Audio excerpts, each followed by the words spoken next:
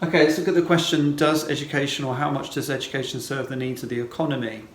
Okay, so here the functionalists would argue that everyone benefits from education, okay?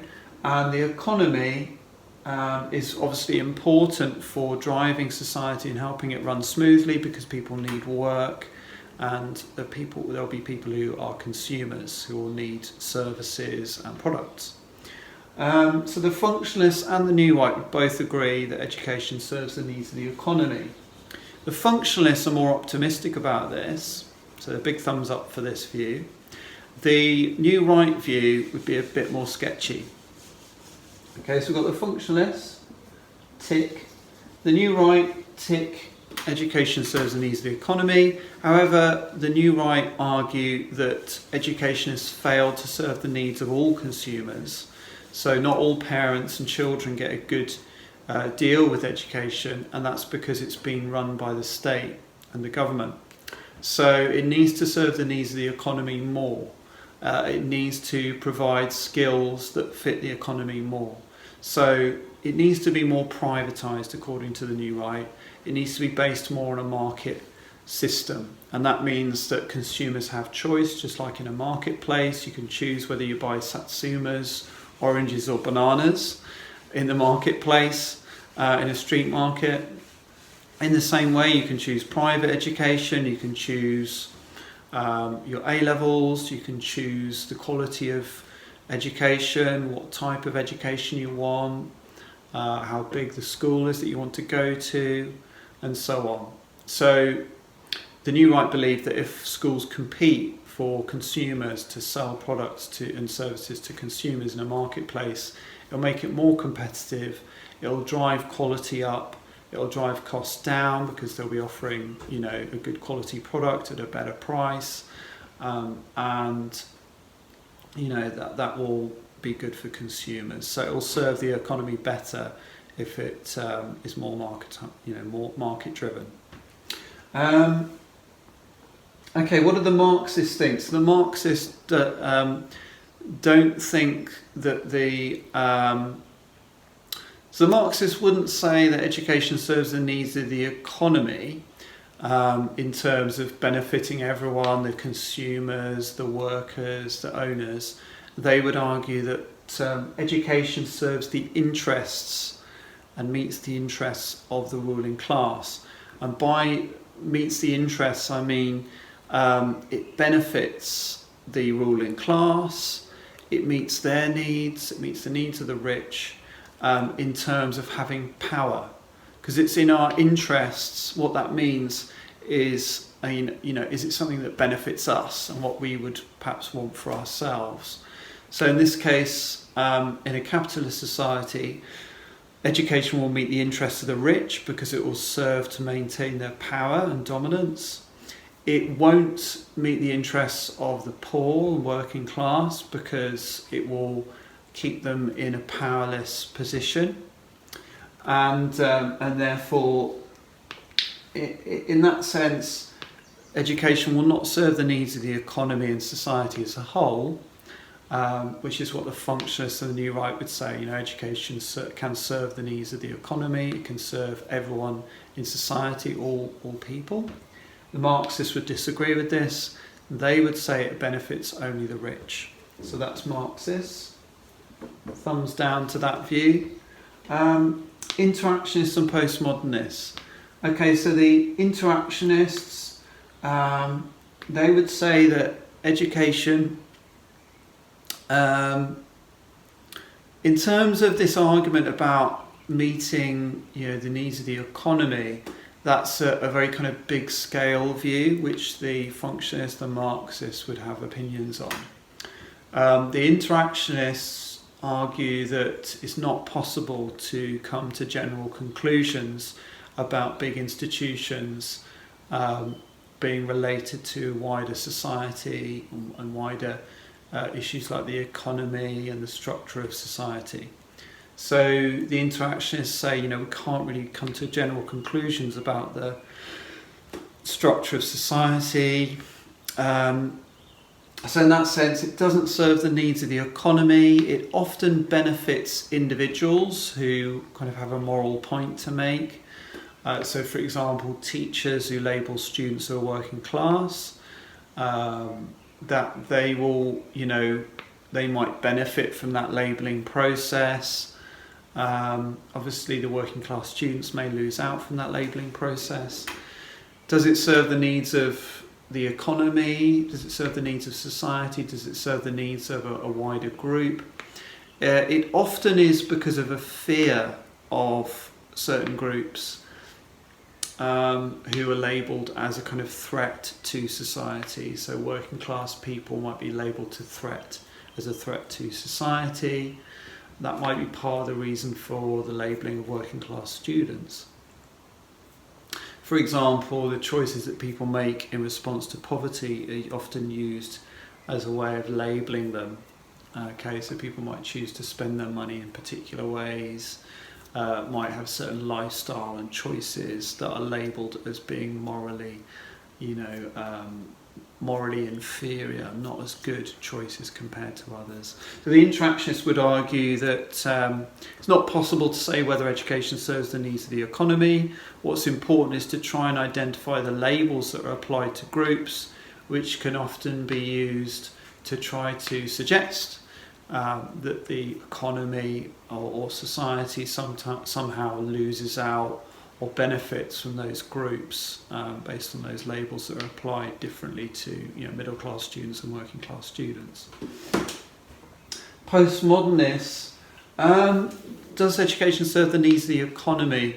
So the postmodernist view is that the economy is now more of a global economy because we've got these international kind of global economic arrangements. So the UK has a relationship with other countries as part of the European Union, although that's going to change with Brexit, we're told at the moment in 2020. At this stage in 2020 we're being told that will change in the future when Brexit takes place. Does education serve the needs of the economy?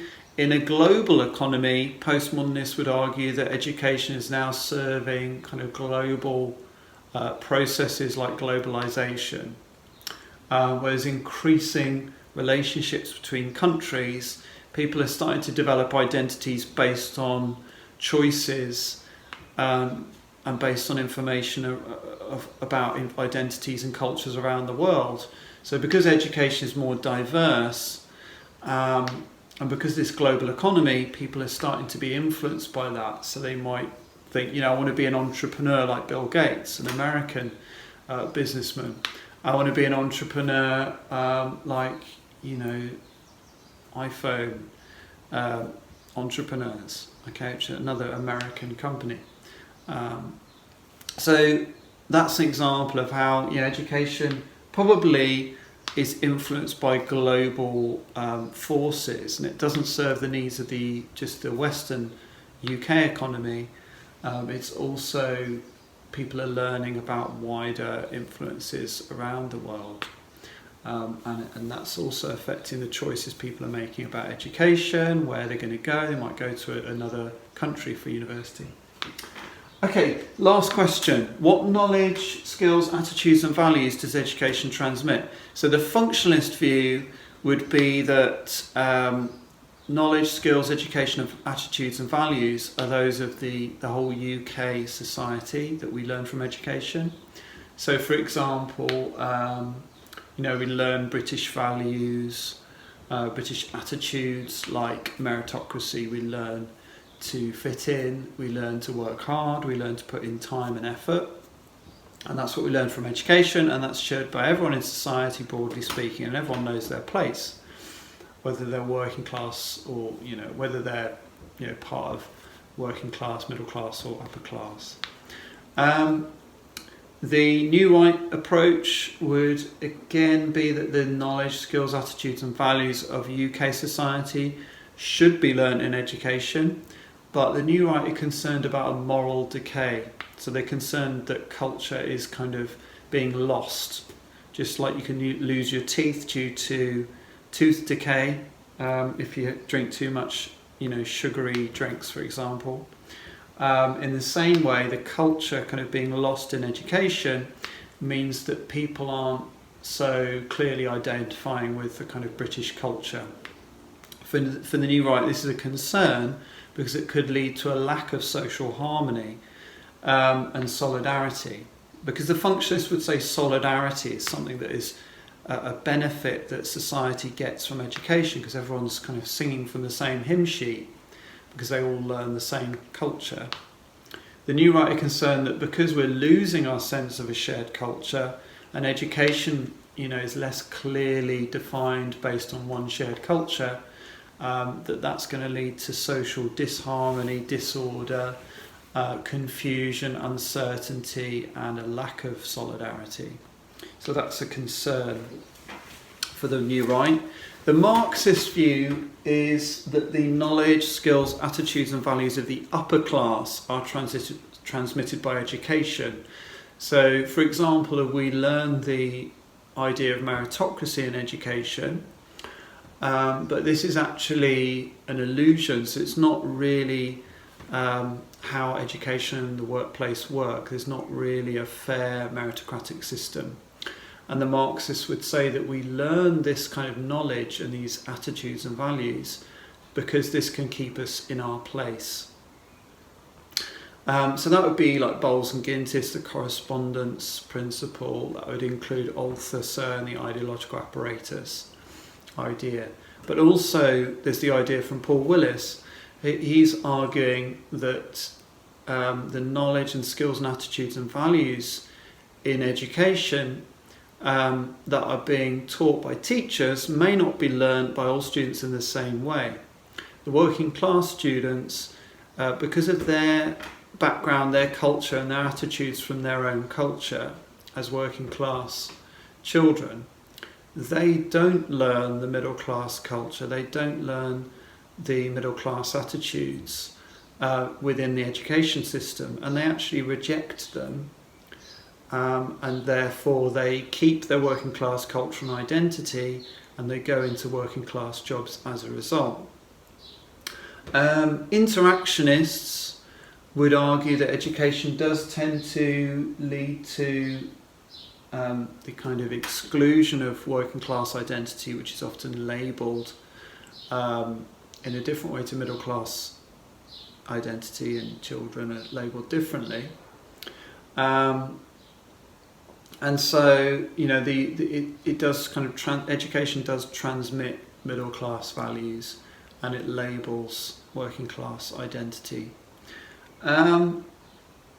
It's worth discussing here the Marxist view from Pierre Bourdieu and the idea of types of capital. Louise Archer's study of habitus, of the exclusion of students. So it goes right back to the social class section. So if you look at the section from page 30, you've got subcultures. So we talked about Paul Willis' argument that working class lads end up in working class jobs because of their working class identity being different from the middle class schools. So that's a subculture view. So it's saying they have a different culture. So they don't get the middle class values, which is what the question's asking. Do they get, particular values? So from page 32 onwards, it's got the section about habitus and types of capital and identities. So the argument here is that the middle class values of the school the middle class values are transmitted in education. Because schools have a middle class kind of set of attitudes and ways of behaving, the students who are socialised into those attitudes already at home in their family are going to be given more value and more status in the school. The working class lifestyle and behaviours are devalued. They're considered not as good as the middle class values and ways of behaving. And so education does transmit middle class values, and it values middle class values. And so that leads to an exclusion and a devaluing of working class values and identity. And that can affect the level of achievement of those students.